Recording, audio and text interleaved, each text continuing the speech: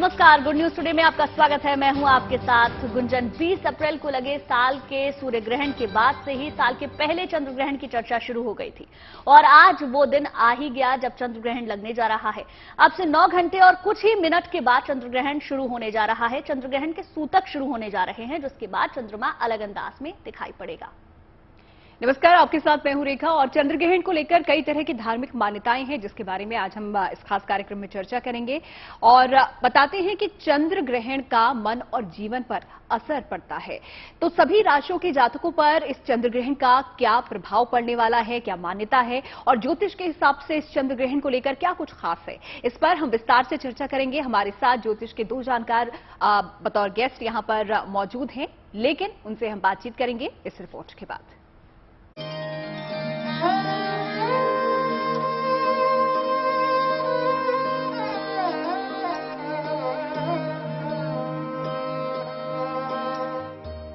ज्योतिषियों से लेकर खगोल शास्त्रियों को जिस खगोलीय घटना का इंतजार था वो घड़ी आ गई। आज चंद्रमा अलग रूप में दिखेगा, क्योंकि आज ही लगने जा रहा है इस साल का पहला चंद्र ग्रहण। साल के पहले सूर्य ग्रहण जो 20 अप्रैल को लगा था, उसके 15 दिन के भीतर ही अब दूसरा ग्रहण लगने जा रहा है, जो चंद्र ग्रहण है। वैशाख माह की पूर्णिमा तिथि पर दुर्लभ संयोग बनने जा रहा है, क्योंकि 130 साल बाद ये मौका आया है जब बुद्ध पूर्णिमा और चंद्र ग्रहण दोनों है। साल का पहला चंद्र ग्रहण आज रात 8:44 से तुला राशि और स्वाति नक्षत्र में शुरू होगा और रात 1:02 पर विशाखा नक्षत्र में इसका समापन होगा। ये एक उपछाया चंद्र ग्रहण है, इसलिए चंद्र ग्रहण से 9 घंटे पहले जो सूतक काल लगता है वो भी इसमें मान्य नहीं है, क्योंकि उपछाया चंद्र ग्रहण को वास्तविक चंद्र ग्रहण की मान्यता नहीं है। दरअसल उपछाया ग्रहण में पृथ्वी की सीधी छाया चंद्रमा पर नहीं पड़ती है। इसमें चंद्रमा का रंग मलिन हो जाता है और चंद्रमा धुंधला नजर आता है। इसका भारत में भी दीदार हो सकेगा। ज्योतिष के नजरिए से इस विशेष दिन को धार्मिक दृष्टि से बेहद महत्वपूर्ण माना जा रहा है। हालांकि इस चंद्र ग्रहण का प्रभाव बुद्ध पूर्णिमा पर नहीं माना जा रहा, लेकिन इसका असर हमारे मन और जीवन से लेकर दुनिया तक पर पड़ना बताया जा रहा है।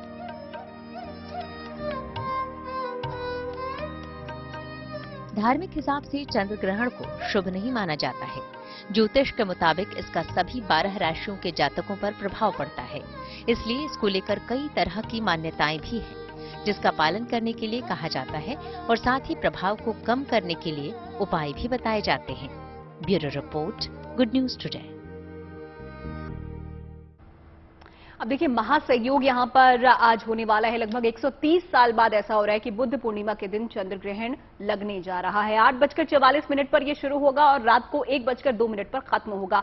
क्या कुछ इसका असर होगा अलग अलग राशियों पर, और इस चंद्र ग्रहण के बारे में जो महासंयोग की हम बात कर रहे हैं, आखिर वो है क्या, जानते हैं हमारे साथ जुड़े खास मेहमानों से। हमारे साथ इस वक्त स्टूडियो में मौजूद हैं अरविंद शुक्ला जी, बहुत बहुत स्वागत है अरविंद जी आपका। हमारे साथ बानी आर्या जी हैं और बानी आर्या जी आपका भी बहुत बहुत स्वागत है। और हमारे साथ ज्योतिषाचार्य प्रतीक भट्ट जी हैं, बहुत बहुत स्वागत है आप सभी का इस खास कार्यक्रम में। तो सबसे पहले अरविंद जी आपसे यहां पर जानना चाहूंगी, क्योंकि महासंयोग की हम बात कर रहे हैं और बुद्ध पूर्णिमा भी आज है, तो ऐसे में थोड़ा समझने की कोशिश करेंगे कि बुद्ध पूर्णिमा के दिन अगर ये चंद्र ग्रहण हो रहा है तो किस तरीके का असर ये छोड़ेगा, दिखाएगा हमारे जीवन पर या जो प्रकृति है उस पर।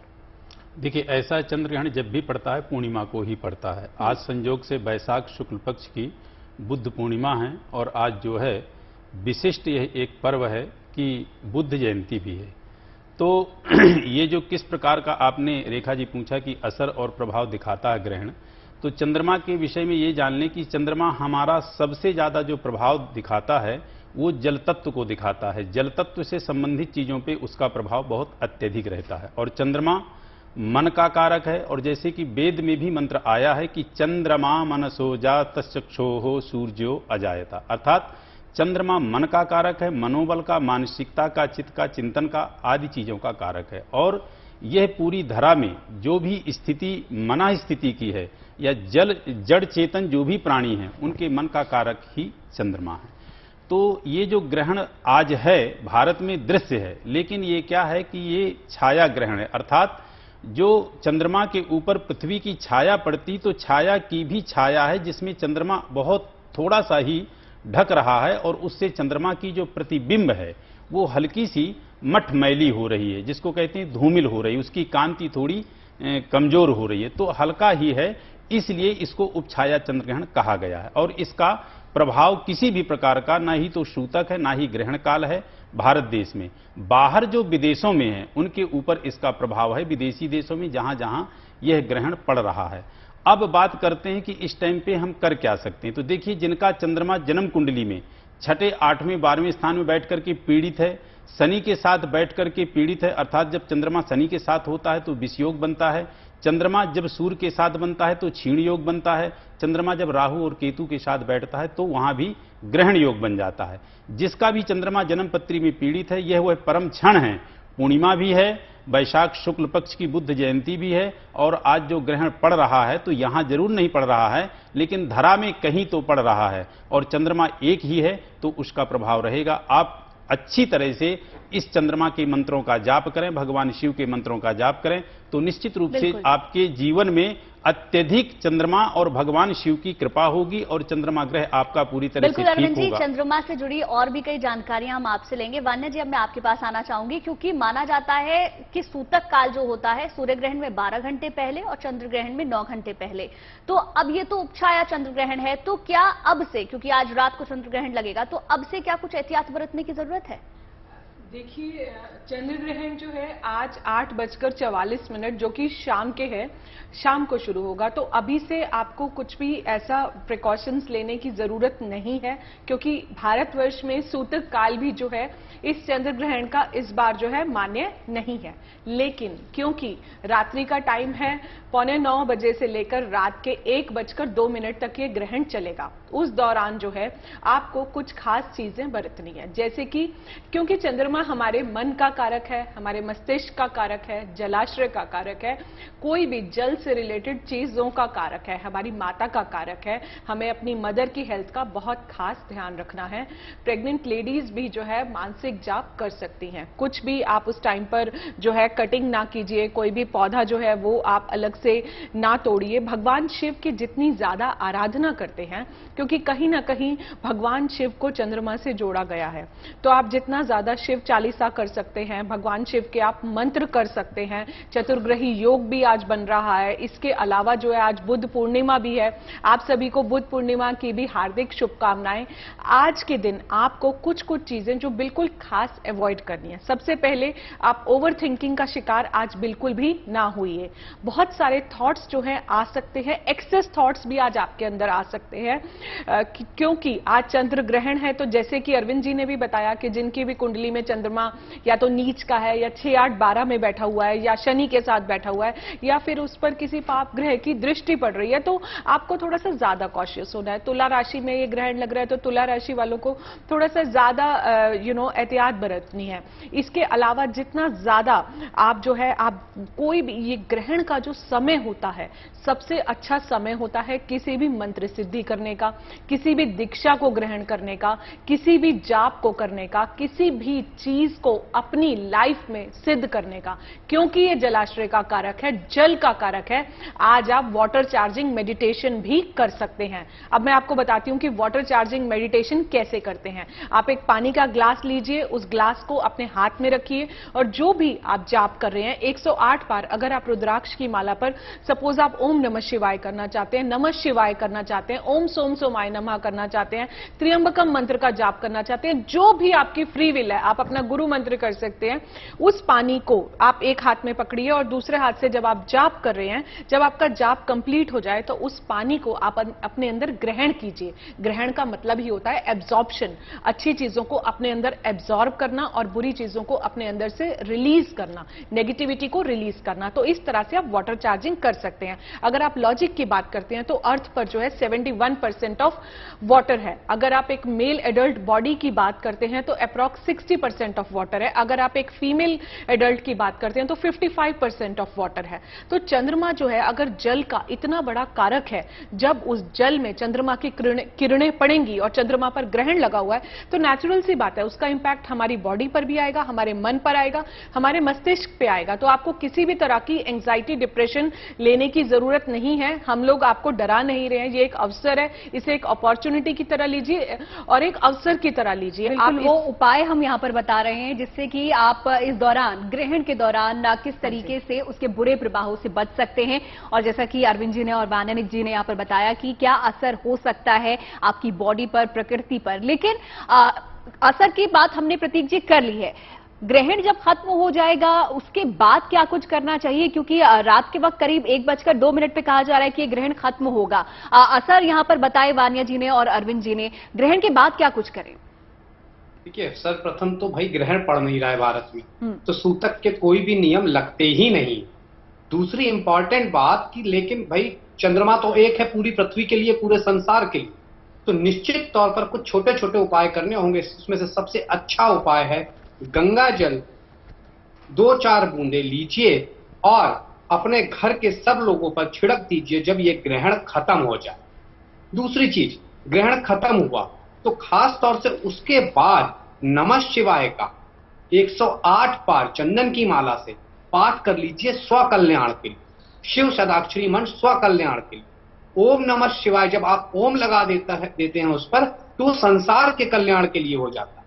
तो पहले स्व कल्याण के लिए, क्योंकि जब आप स्वस्थ रहेंगे, सुखी रहेंगे, तब आप दूसरों के लिए सोच पाएंगे। तो नमः शिवाय का पाठ स्व कल्याण के लिए 108 बार, फिर 108 बार ओम नमः शिवाय का पाठ करने से निश्चित तौर पर जो भी नेगेटिविटी है, क्योंकि चंद्रमा जब इस दौरान ग्रसित है, केतु के साथ ग्रसित है, स्वाति नक्षत्र में ग्रसित है जो कि राहु का नक्षत्र है, और 4 ग्रह मेष राशि में भी बैठे हैं और 2 ग्रह चंद्र केतु तुला राशि में, तो ये दोनों राशि, ये नक्षत्र भी राहु का निश्चित तौर पर इंपैक्ट करता है।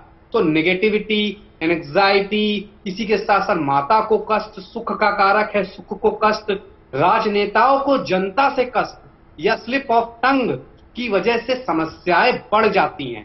तो इन सब के लिए गंगा जल का उपाय, ओम नमः शिवाय का उपाय लाभ देता है। दूसरी बात, यहाँ केतु भी पीड़ित हो रहे हैं। तुला राशि काल पुरुष की कुंडली में 7वें भाव की राशि है, इसके लिए माँ दुर्गा का उपासना बताई गई है। केतु के लिए भी गणेश जी और माँ दुर्गा की उपासना बताई जाती है। तो ओम नमः शिवाय शिव जी का पाठ करने के बाद अगर आप दुर्गा चालीसा का पाठ थोड़ा भी कर लेते हैं, एक बार भी अगर कर लेते हैं, तो निश्चित तौर पर इसकी निगेटिविटी को आप पूर्णतः कंट्रोल कर लेते हैं। और सबसे इंपॉर्टेंट चीज हो जाती है इस दौरान अगर आप मेडिटेशन कर लें तो इससे बेहतर कुछ नहीं, क्योंकि राहु केतु बिल्कुल। प्रतीक जी, आपने उन उपायों के बारे में बताया जिससे हम अपने आसपास फैली नकारात्मकता को जो चंद्र ग्रहण के दौरान फैलेगी उसको खत्म कर सकते हैं, कुछ हद तक कम कर सकते हैं। डीपी शास्त्री हमारे साथ जुड़ गए हैं, लेकिन हमारी सहयोगी भी मुझे फ्रेम में नजर आ रही है। नीतू हमारे साथ जुड़ गई है क्योंकि आज बुद्ध पूर्णिमा भी है। तो नीतू, मंदिर में किस तरीके का उत्साह है, वो तस्वीरें भी हमें दिखाएं। बिल्कुल, अगर मैं आज के उत्सव की बात करूं तो आप सब जानते हैं आज दुनिया भर में महात्मा बुद्ध जो है उनका जन्मदिन मनाया जा रहा है। आज ही के दिन उनका जन्म हुआ था, आज ही के दिन उन्होंने शिक्षा प्राप्त की थी और आज ही के दिन उन्होंने अपना जो देह है उसको त्यागा था। मैं एक बार अपने सहयोगी से कहूंगी कि आपको मंदिर का जो नजारा है वो दिखा दें। इस वक्त हम मौजूद है दिल्ली के जगत जात ज्योति विहार सभा मंदिर में। ये भगवान बुद्ध का मंदिर है।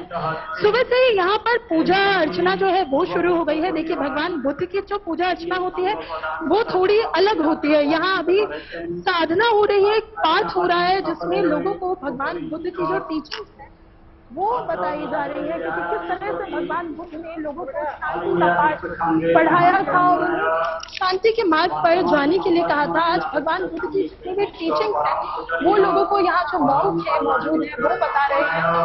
और इसके बाद इस तरह से भी पूजा चलेगी। उसके थोड़ी देर बाद पिंडदान किया जाएगा, क्योंकि वो भी काफी अहम होता है आज के दिन।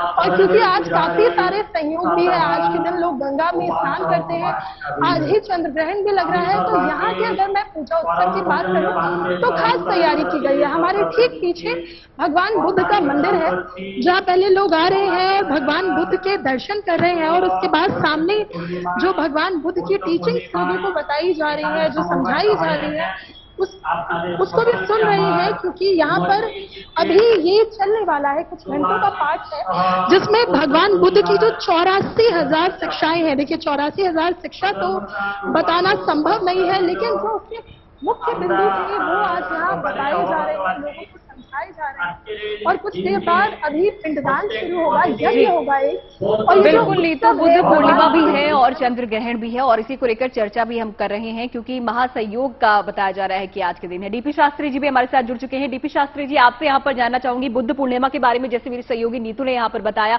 किस तरीके से वहां पर पूरा मंदिर में कार्यक्रम चल रहा है, लेकिन ग्रह नक्षत्रों की यहाँ पर बात करना चाहूंगी, क्योंकि कहा जा रहा है कि 130 साल बाद ऐसा सहयोग पड़ रहा है कि बुद्ध पूर्णिमा के दिन ही चंद्र ग्रहण भी होने जा रहा है। तो क्या ग्रह नक्षत्रों की चाल यहां पर होने वाली है? देखिए, सबसे बड़ा जो योग बनता है, आज पूर्णिमा तिथि पूर्णा तिथि के रूप में पूरी जाती है। जो पूर्णिमा होती है उसको ज्योतिष में पूर्णा तिथि बताया गया है। दूसरी चीज ये है कि स्वाति नक्षत्र का और विशाखा में, स्वाति में इसका शुरुआत है और विशाखा गुरु के नक्षत्र में ये जो योग है, अन्यथा जो बना हुआ है कालखंड के हिसाब से, ज्योतिष के हिसाब से ग्रहण, वो पश्चिमी कंट्री के लिए ठीक नहीं है। खास करके रसिया, तुला राशि और मेष राशि की कंट्री या लोग के लिए ठीक नहीं है। यहाँ क्या ठीक है वो चीज थोड़ा हम आपको बता देना चाहते हैं। आज पूर्णिमा के दिन में महात्मा बुद्ध जो हुए, उनको ज्ञान क्षेत्र गया में मिला। गया प्रदेश, गया जो जगह है बिहार प्रदेश में एक जगह है। फाल्गु नदी के तट पे देवताओं के, पितरों के पूजन किया जाता है। अन्यथा वहाँ बहुत बौद्धिस्ट कंट्री के लोग आकर के गया में दर्शन करते हैं महात्मा बुद्ध को। राजा सिद्धार्थी महात्मा बुद्ध बने थे, जो सत्य के खोज करते हुए शांति के प्रतीक में, शांति के दूत बन के पूरे विश्व में जनमानस में उन्होंने यात्रा की। उनको भगवान विष्णु का एक अंश अवतार बताया गया है। जो महात्मा बुद्ध ही भगवान विष्णु के अंशावतार थे, बल्कि सनातन धर्म लोग माने नहीं, सनातनी लोग उस चीज को नहीं माने, क्योंकि उन्होंने मूर्ति पूजा को, सनातन का विरोध किया था। लेकिन आज उनकी जयंती है और साथ में ग्रहण काल भी बना हुआ है। इस ग्रहण काल में आप लोग दो काम करें। भारत के लोग तो बिल्कुल निश्चिंत रहें, संशय किसी चीज को ना लें, बल्कि स्नान जरूर करना चाहिए और दान जरूर करना चाहिए। कोई व्यक्ति किसी राशि का है, उससे लेना और देना नहीं है, वो जो भी कर सकता है, स्नान करें और दान करें। अन्नदान की महिमा इसमें है, वस्त्र दान की महिमा है, और सूत्रों को दान दिया जाता है। केतु ज्ञान का कारक है, तो ये सब दान सूत्र को होना चाहिए। डीपी शास्त्री जी, आपने बताया कि किसको दान देना चाहिए और क्या दान करना चाहिए। अरविंद शुक्ला जी, आपके पास में आऊंगी, क्योंकि चंद्र ग्रहण आज रात को हो रहा है, जाहिर सी बात है रात को ही होगा, 8:44 से 1 कुछ मिनट तक। तो ये जो दान है वो कल के दिन ही करेगा कोई भी व्यक्ति, तो क्या उसका फल उस तरीके से मिलेगा? देखिए, ऐसा है गुंजन जी, दान जो चीज है, तो दान के विषय में कहते हैं कि दाने न सदृशम पवित्र में विद्यते। दान के समान कोई पवित्र चीज नहीं है। मतलब जब व्यक्ति दान देता है तो उसके जीवन में वो पवित्रता आती है और इतना उच्चस्त उसको पुण्य फल प्राप्त होता है कि जिसकी कोई महिमा नहीं है, जिसका कोई शब्दों से व्याख्यान नहीं किया जा सकता। ग्रहण लगने से पूर्व, अर्थात जैसे हमारा ग्रहण लग रहा है 8:44 पे, 8:45 पे रात्रि को, उससे पूर्व हम जो है दान निकालें। और जब ग्रहण समाप्त हो जाए, यानी 1:01 या 2 मिनट तक जो ग्रहण हमारा मोक्ष काल है, वो जब समाप्त हो जाता है, उसके बाद हम पूरी तरह से स्नान वगैरह करके, शुद्ध वगैरह होके, फिर जो कुछ हमने दान निकाला है, दान में निकालना भी क्या है, क्योंकि चंद्रमा का ये ग्रहण है, तो चंद्रमा से संबंधित दान होना चाहिए। जैसे आपके जो है सफेद चावल हुए, सफेद वस्त्र भी आप ले सकते हैं, आप जो है चीनी हैं, आप सफेद में दूध भी आता है, तो आदि आदि जो सफेद चीजें हैं उनको ले करके फिर प्रातःकालीन बाकायदे आप स्नान वगैरह करके अपने घर की शुद्धिकरण करके, यानी गंगा जल, यहाँ ग्रहण तो है नहीं तो गंगा जल आप जो है अपने मंदिर आदि में छींट लेंगे सुबह प्रातःकाल स्नान करके, और फिर वो मंदिर में यथा योग्य जो जिसको आप दान देना चाहें तो आप उसको दान को दे सकते हैं। तो दान जो निकालना होता है वो ग्रहण से पूर्व निकालना होता है, और ग्रहण का एक मतलब इसमें नियम भी है कि ग्रहण के पूर्व स्नान होता है, ग्रहण के मध्य स्नान होता है और ग्रहण के लास्ट में स्नान होता है। इसमें सबसे ऊंची चीज जो बारंबार कही जा रही है, ग्रहण काल के समय ये जो अपना समय होता है, यह समय अतिशय पुण्यप्रद के लिए होता है। कहते हैं ना कि पुण्य से ही, तपस्या से ही ब्रह्मा सृष्टि कर रहे हैं, तप के ही बल पे विष्णु पालन कर रहे हैं, और तप के ही बल पे भगवान शिव संहार कर रहे हैं, और तप के ही बल पे इस पृथ्वी को शेषनाग जो है अपने फन पे थामे हुए हैं। तो कहने का तात्पर्य कि यह जो ग्रहण काल होता है, इस ग्रहण काल में यदि आप एक माला जाप करते हैं, हालांकि यहां तो ग्रहण लगा नहीं है, लेकिन इस धरा में चंद्रमा एक है तो प्रभाव तो यहां भी पड़ेगा, तो आप उस एक माला को यह मान के चलें कि कम से कम आपको उसका 1000 गुना लाभ मिलेगा। एक तो ये रहा ग्रहण के विषय में। दूसरा, यहां पे ये भी ध्यान रखिएगा कि चंद्रमा किसी भी स्थिति में यदि आपका पीड़ित है, चंद्रमा एक ऐसा ग्रह है जो कि जितने भी हमारे नवग्रह हैं उनमें सबसे वह बलिष्ठ ग्रह है, क्योंकि मन के गति का कारक चंद्रमा है, और व्यक्ति के जीवन में मन से बलिष्ठ और कोई चीज नहीं है। यदि मन से व्यक्ति बलिष्ठ है तो पहाड़ से भी, पहाड़ की समस्या जो होगी उस समस्या से वो टकरा जाता है और उस समस्या को नष्ट कर देता है, अर्थात वह स्वयं बलिष्ठ हो जाता है। और शायद मन से हीन है, दीन है और कमजोर है तो छोटी सी समस्या उसके जीवन में बड़ी विपदा खड़ी हो जाती है। तो चंद्रमा को यदि ठीक करेंगे तो मन की स्थिति, मना स्थिति, मां की आदि चीजों की स्थिति अपने आप ठीक हो जाएगी। जैसा कि आपने कहा कि चंद्रमा मन का कारक होता है। वानिया जी, चंद्रमा को माँ से भी जोड़ा जाता है कि अगर आपका चंद्रमा कमजोर है तो माँ की तबीयत में भी थोड़ा सा यहाँ पर आपको असर नजर आ जाएगा उसके लिए। तो ऐसे में आज के इस चंद्र ग्रहण में जिनका चंद्रमा नीच पर है वो क्या कुछ उपाय यहाँ पर कर सकते हैं कि इस तरीके की परेशानी उनकी माता को ना आए? रेखा जी, बहुत ही बेनिफिशियल क्वेश्चन पूछा है आपने कि ग्रहण के दौरान हम कैसे, मतलब क्या प्रिवेंटिव मेजर्स लें कि जिससे जो है हमारी माता पर कुछ भी, किसी भी तरह का असर ना आए।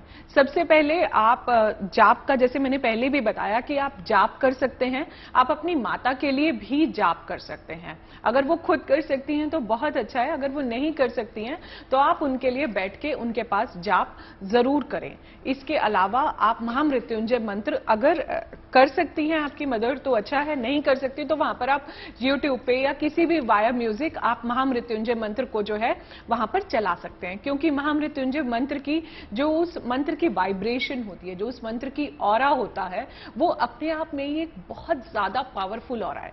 एक बहुत इंपॉर्टेंट बात मैं बताना चाहूंगी कि ये नेचुरली आप सबको पता है, लेकिन जब कोई दोबारा हम किसी चीज को बोलते हैं, जब भी हम लाइफ में ना फिजिकली कितने भी स्ट्रांग होते हैं, लेकिन अगर हम मेंटली स्ट्रांग नहीं होते हैं तो हमारी बहुत सारी चीजें लाइफ में सक्सेस को अचीव नहीं कर पाती हैं। लेकिन अगर हम मेंटली स्ट्रांग होते हैं, हमारी विल पावर बहुत स्ट्रांग होती है, no matter whatever life throws at you, और आप फिजिकली स्ट्रांग नहीं भी हैं लेकिन हम अपनी विल पावर से जीवन में बहुत बड़ी से बड़ी ऊंचाइयों को छू जाते हैं, बहुत बड़े से बड़े गोल्स को अचीव कर लेते हैं। तो हमारे मन का जो कारक है, हमारे मन का, हमारी विल पावर को स्ट्रांग रखना जीवन में बहुत ज्यादा जरूरी है। इसीलिए आप ग्रहण के बाद स्नान दान करें, स्नान दान का बहुत ज्यादा महत्व है। जाप करें, गुरु मंत्र करें, जिस भी इष्ट को आप मानते हैं, जिस भी जो आपकी फ्री विल है आप उनको याद करें, उनको धन्यवाद दें। चंद्रमा बिल्कुल वान्या जी, किस तरीके से हम दान कर सकते हैं, ध्यान कर सकते हैं, इसके बारे में आपने बताया। साथ ही साथ चंद्रमा मन का कारक है, मन को मजबूत रखना बहुत ज्यादा जरूरी है। नीतू, मंदिर में मैं काफी चहल पहल देख पा रही हूँ, काफी लोग वहां पर पहुंच रहे हैं, तो एक बार तस्वीरें भी दिखाएं और बताएं क्या कुछ चल रहा है वहां। प्रकाश बाबू, संजय चौधरी, मेरा दिन रात देखने का नीतू, मेरा सवाल आपसे ये है, आपके पीछे काफी हलचल मुझे नजर आ रही है, अगर वो संभव हो तो वो दिखाएं, लोगों से बात हो सके तो वो भी करें। बिल्कुल, देखिए अगर हलचल की मैं बात करूं तो यहाँ अहम हो जाता है। भगवान बुद्ध को मानते हैं, उनके बताए हुए रास्ते पर चलते हैं। यहाँ अगर मैं रौनक की बात करूँ तो मेरे सहयोगी एक बार आपको दिखाएंगे कि किस तरह से लोग यहाँ मौजूद हैं और जो संत हैं, जो पाठ पढ़ा रहे हैं इन लोगों को, भगवान बुद्ध ने क्या सिखाया था उसका ज्ञान दे रहे हैं। मन यहाँ पर अभी फिलहाल पाठ ही चल रहा है, जिससे लोगों को भगवान बुद्ध की जो शिक्षाएं थी के बारे में बताया जा रहा है, उससे अवगत कराया जा रहा है। जगह जगह से लोग यहाँ पहुंचे हैं। क्योंकि देखिए, अगर मैं जो बुध बिल्कुल ग्रह है, नीतू, उसको मान बिल्कुल नीतू, आपकी आवाज हम तक ठीक से पहुंच नहीं पा रही है, आपके पास वापस हम लौटेंगे, लेकिन चंद्र ग्रहण को लेकर जो हम बातचीत यहां पर कर रहे हैं, क्या असर पड़ने वाला है, ये हमने जाना अपने खास मेहमानों से, लेकिन राशि के अनुसार भी बहुत सारे हमारे दर्शक हैं जो जानना चाहेंगे कि इस चंद्र ग्रहण का किस प्रकार का प्रभाव उनकी राशि पर पड़ रहा है, और अगर किसी तरह का बुरा प्रभाव पड़ रहा है तो क्या कुछ उपाय वो कर सकते हैं, क्या कुछ दान वो कर सकते हैं, यही समझने की अब कोशिश कर लेते हैं। और शुरुआत कर लेते हैं अरविंद जी आपसे, जो पहली 3 राशियां हैं मेष, वृष और मिथुन राशि के बारे में आप बताएं कि किस तरीके से इनके जातकों पर असर पड़ने वाला है और क्या कुछ इन्हें करना चाहिए। देखिए, ऐसा जिनकी मेष राशि है उनके ग्रहण ये सप्तम हाउस में पड़ रहा है, और सप्तम हाउस बड़ा ही कोमल हाउस होता है, उसके बगल में अष्टम और बगल में षष्टम, उसके बीचों बीच अपने जीवन साथी का या व्यवसाय व्यापार आदि जिस हाउस से देखते हैं वह सप्तम स्थान होता है। तो जीवन साथी के प्रति थोड़ी सावधानी बरतनी है, उनके स्वास्थ्य पे, उनके प्रति ईमानदारी, अपने चरित्र पे, और यदि किसी अपने पार्टनर के साथ आपका व्यापार साझे में चल रहा है तो वहां पूरी तरह से आप अपने आप को कोमल नेचर का रखिएगा, कोई अकड़ और कोई टाइटपन मत रखिएगा, अदरवाइज आपके मध्य जो व्यापार चल रहा है उसके साथ जो है तनाव उत्पन्न हो सकता है। और खास करके अपने स्वास्थ्य, क्योंकि चंद्रमा जो सप्तम में बैठ के तुला में मेष को देख रहा है, यानी आपके लगन को देख रहा है, तो अपने और अपने जीवन साथी के स्वास्थ्य के विषय में ध्यान रखना है। उधर यदि वृष राशि की बात करें तो वृष राशि वालों के यह ग्रहण षष्टम हाउस में लग रहा है। षष्टम हाउस जो होता है ऋण रोग आदि का होता है, तो थोड़ी अपनी बीमारी और स्वास्थ्य में कोई नई बीमारियां उत्पन्न ना हो इसका ध्यान रखना है। कोर्ट कचहरी से संबंधित यदि आपका किसी से कोई केस चल रहा है तो उसमें किसी प्रकार का आगे विवाद ना बढ़े इसका आप प्रयास करेंगे, और किसी भी व्यक्ति से आप अकड़ के बात बिल्कुल ना करें। और उधर सप्तम दृष्टि सीधे चंद्रमा की व्यय स्थान पे जा रही, तो आप अपने इधर उधर यात्रा घूमने फिरने के विषय में अपने आप पे कंट्रोल रखें, और थोड़ी जेब में अपनी जो है तो अपनी जेब को देख करके ही आप यात्रा करें।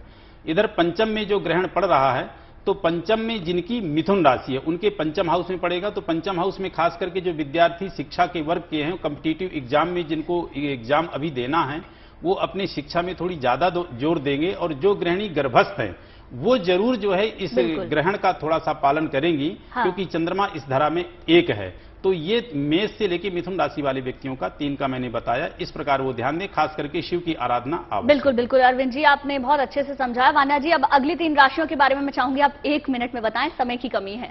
जरूर गुंजन जी, तो सबसे पहले जो है हम यहाँ पर कर्क राशि की जल्दी से बात करते हैं। कर्क राशि के लिए थोड़ा सा मूड स्विंग हो सकता है, ओवर थिंकिंग पैटर्न जो है थोड़ा सा बढ़ सकता है, एंग्जाइटी बढ़ सकती है। अपनी माता का ख्याल जो है अवश्य रखें, अपनी इमोशनल हेल्थ, मेंटल हेल्थ का ध्यान अच्छे से रखें। किसी भी सफेद चीज का दान आप ग्रहण के बाद जरूर कर दें।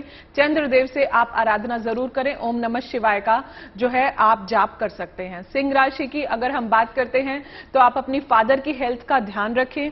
किसी भी अनाज का जो है आप दान कर सकते हैं। आपके लिए ये ग्रहण का इंपैक्ट मीडियम है, बट थोड़ा सा आपको केयरफुल जो है रहना पड़ेगा। विष्णु सहस्त्र नाम का जो है पाठ जो है आप इस दिन जरूर कर सकते हैं। सूर्यदेव की आराधना करें। आदित्य हृदय स्तोत्रम का पाठ जो है आप जरूर सुने। इसके अलावा जो है अगर हम आगे बात करते हैं कन्या राशि की, तो कन्या राशि के लिए आपको जो है रुका हुआ धन आपकी लाइफ में आ सकता है। मीडियम बेनिफिट्स हैं। अपने रिलेशनशिप्स का जो है आपको बिल्कुल अच्छे से ध्यान रखना है। ओवरऑल जो है ये ग्रहण ठीक है, लेकिन अपनी जॉब में आप किसी से भी आर्ग्यूमेंटेटिव ना होइए। बिल्कुल भी आपको कहीं भी बहस करने की जरूरत नहीं है। अपने शत्रुओं से थोड़ा सा केयरफुल रहिए, और जितना हो सकता है अगर आप जैसे ग्रहण के बाद जो है किसी भी सफेद चीज का दान कर सकते हैं, या आप हरे मूंग का दान कर सकते हैं, या किसी भी पक्षियों को, कबूतरों को स्पेशली जो है आप बाजरा खिला सकते हैं।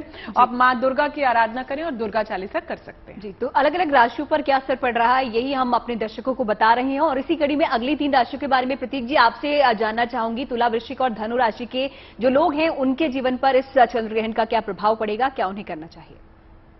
अब बात तुला और लिब्रा की, तो भाई आपके ही ग्रहण पड़ रहा है। चंद्रमा आप ही की राशि में स्थित है, केतु के साथ स्थित है।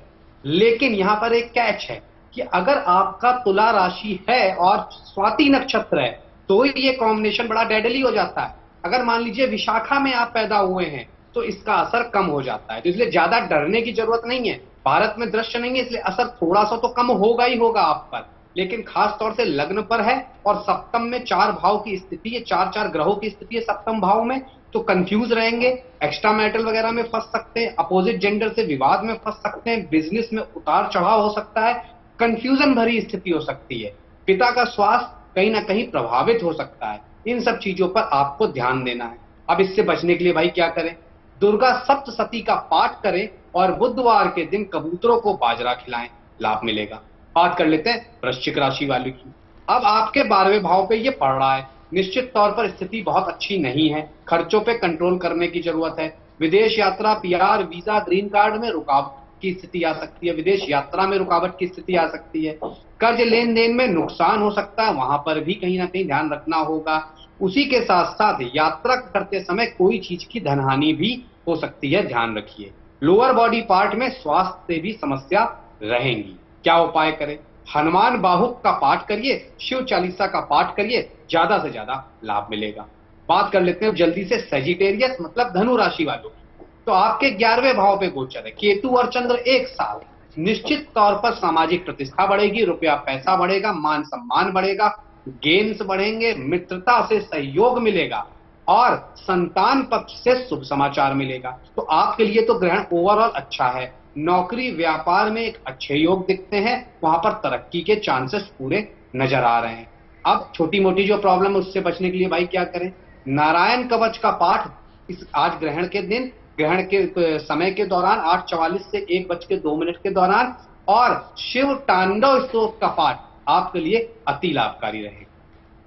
बिल्कुल प्रतीक जी, आपने 3 राशियों के बारे में बताया। मैं जल्दी से चाहूंगी डीपी शास्त्री जी, जो बची हुई 3 राशि हैं मकर, कुंभ और मीन, उनके बारे में आप बता दें।